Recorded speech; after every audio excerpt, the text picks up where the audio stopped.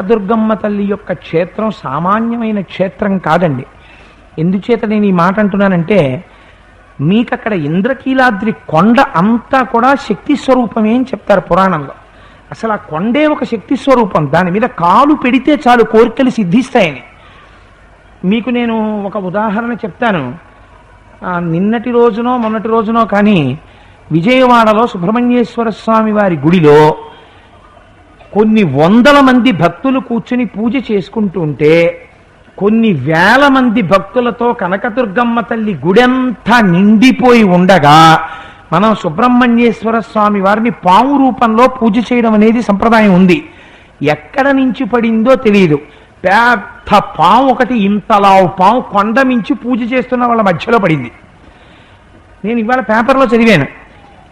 ఆ కింద పడితే వాళ్ళందరూ లేచి వెళ్ళిపోయారు. చిత్రం ఏమిటంటే, కింద పడ్డ పాము ఎవరిని ఏమీ చేయలేదు.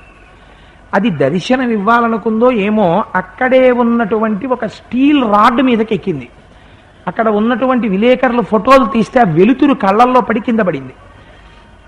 లేదా అలా ఒక్కసారి పైకెక్కి అందరికీ దర్శనం ఇవ్వాలనుకుని ఉండుంటుంది. బహుశా అందరికీ దర్శనం ఇచ్చాడు సుబ్రహ్మణ్యుడు.